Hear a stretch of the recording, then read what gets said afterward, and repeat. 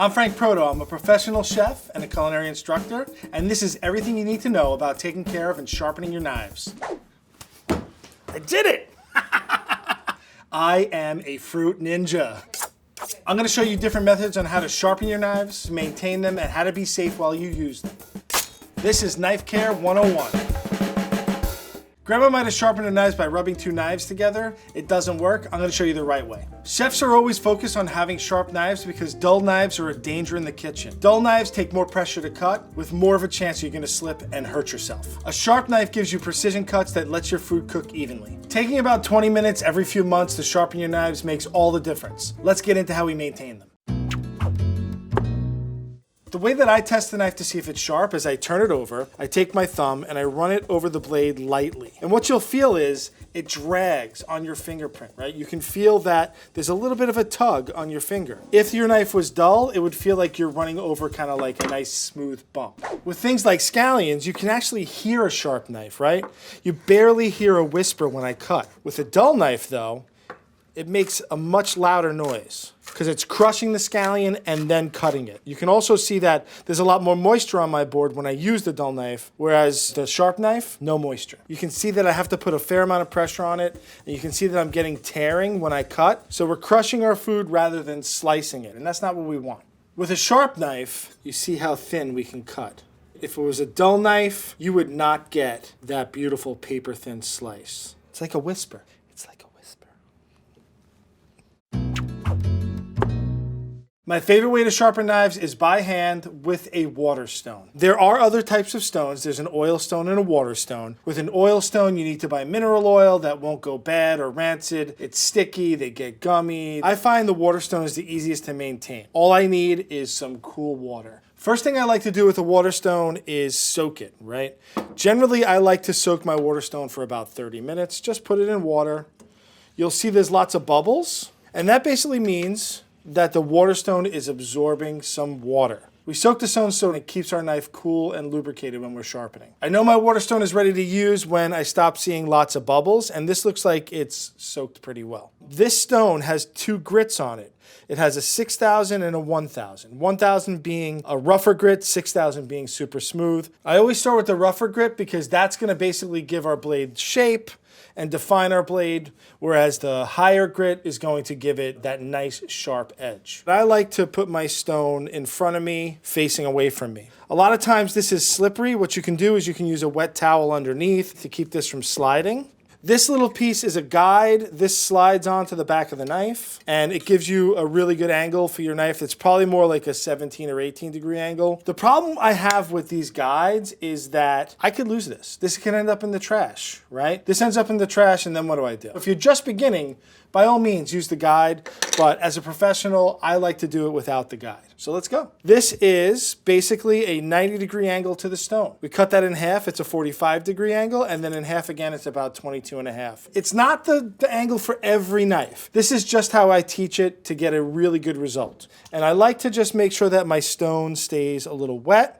I'm going to start with that angle, and I'm using my right hand to push down. I'm using my fingers to push down as well. I'm putting at about 3 to 4 pounds of pressure on this. How do I know it's 3 to 4 pounds of pressure? I know what it feels like. I've been doing this for years, but if you don't know, you can always get a scale and push down and feel what 3 or 4 pounds of pressure feels like. Start at the tip, push the knife away from me, turn it over, and pull the knife towards me. So there's a little bit of particles on the sharpener, and that's basically just the knife kind of being worn away. Anytime I start to see them, I'm going to add a little more water, and I'm going to go back into it. And I'm going to use this side until I start to get a nice, sharp blade. And once I can start to feel that it's getting sharp, that's when I'm going to turn it over and go to the finer grit. It doesn't have to take a long time, right? And now what we're going to do is we're going to take the stone, and we're going to turn it over. And now I'm going to go on the fine side and do the same thing. Make sure you make a mess. It's starting to feel good. I can feel that I'm getting that nice sharp edge. Do I look like a maniac when I do this? This is the method that I choose to sharpen my knives. I give it a 5 out of 5. It definitely takes a little bit of skill and practice, but it's well worth it. All I'm going to do now is run it over a steel just to hone that edge, and I think we're good to go. This piece of equipment is not a knife sharpener. We call it a honing steel. It's for honing. Whenever I'm prepping, every 10-15 minutes, run my knife over the steel, put it back. It's part of my kit. Basically what this does is it takes your blade and keeps your blade tuned up between sharpenings, right? You could take a dull blade and run it over this honing steel for a month and it's not gonna make it sharper. But what it does do is it takes our blade that's fairly sharp and it tunes it up. Your blade has like micro serrations and they kind of get a little twisted occasionally.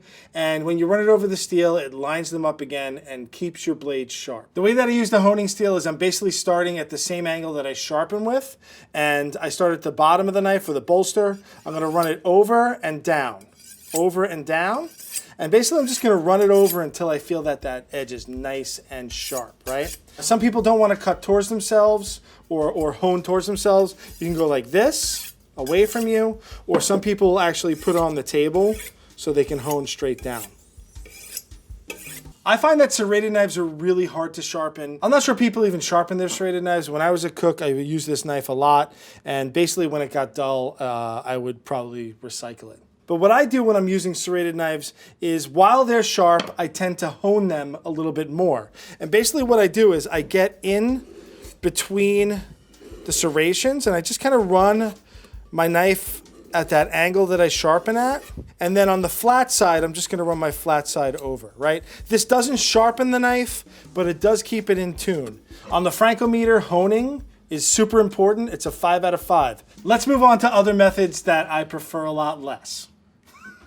This is a manual sharpener, and basically what this has is 2 ceramic or metal blades in it that you drag your knife through. And I tend to use this with knives that aren't really expensive. In order to use the manual sharpener, what I'm gonna do is I'm gonna hold it firmly. It has kind of sticky things here. There's a coarse and a fine. And what I'm gonna do is I'm gonna hold it straight up and down and drag it across. Now, what I find is this, if you can see, I'm getting metal shavings, right? Which I don't really want in my food. Metal shavings do not equal food. And this is why I don't use it with my good knives, because basically what this is doing is it's shaving the metal down to get it sharp. So if you have a knife that's kind of not super expensive, drag it straight across a couple of times, go from the coarse to the fine. It also is very noisy and kind of like gives you the shivers. And it gives you an okay sharpness, but whenever I use this method, I'm constantly going back and re-sharpening. It's not a lasting sharpness. So on the Frankometer scale of 1 to 5, I kind of give this, I don't know, maybe a 2. I just don't think that this is the best way to maintain your knives properly. Another option is one of these doohickeys.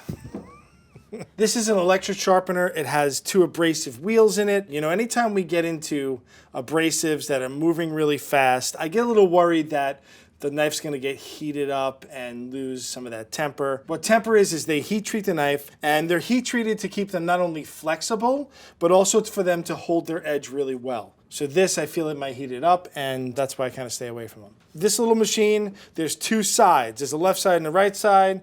You turn it on, and all you do is start at the bottom, pull it through, and this model will shut off when it's ready, it says. The sound is horrible. It's kind of like, you know, giving me a little chills up my spine. This is like Mad Max orchestra right here, right? That's what dubstep sounds like. If that's what dubstep sounds like, I don't like it. These old ears don't like the dubstep. Once it goes down to low, they say to run it through the honer. And I don't know what that does. It sounds to me like it's just dulling the knife. Not my favorite thing. On a Frankometer, this is basically a 1 as far as I'm concerned. If I can give it a 0, I'd give it a 0. Maybe I'm gonna give it a 0. If someone put my good knives through this, we might have a problem. Don't come to my house and do that. I don't wanna go to jail. Here's a method that I've seen in a lot of restaurants. I've seen cooks do this. And it's not necessarily sharpening a knife, but it's kind of giving it a nice hone. So I'm looking to use that unglazed portion of the plate. So if the whole thing is glazed, it's not going to work. And that's what you're going to do. It's kind of like one of those methods that it might work for you, it might not. This knife is pretty sharp. I feel like it's honing it pretty good. I'd say this is probably a 6,000 grit, and I can feel that the knife is just getting a little sharper. On the Frankometer, I'm gonna give this a 3, 3.5. Now that you know how to sharpen the knives, let's talk about proper use and cleaning. Part of taking care of your knives is using the right tool for the right job. I would never get a chef knife and try and peel something with it. Not only is it inefficient, it's dangerous. You never really want to take a chef knife like this that's got a nice fine blade and like open a can with it or try and chop bones with it. That's why we have cleavers and can openers. The other important consideration with knives are the type of materials you're cutting on, right? I've seen like old grandmothers have glass cutting boards, and you never want to use a hard surface. You always want to use either a plastic, a rubber, a bamboo, or a wooden cutting board when you're cutting your food. If you use a hard surface like metal or glass, it definitely dulls your knife and you'll have to sharpen it more often. Another quick tip to keep yourself safe is this. Get yourself a wet paper towel, put it under your cutting board, and it'll stop your cutting board from sliding. So you can see the bottom cutting board doesn't have the towel, but the top board is really firm because it has the towel under it. Another important step in maintaining your knives is cleaning them properly. A couple of things that are no-nos, right?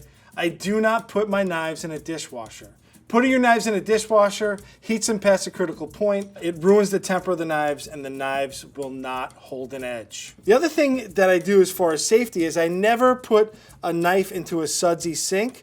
If I put this in the bottom of this bowl with all the suds, I can't see it. And if I walk away and someone reaches into that sink, they're gonna get cut. So knives always get put on the side and are cleaned by hand and put away immediately.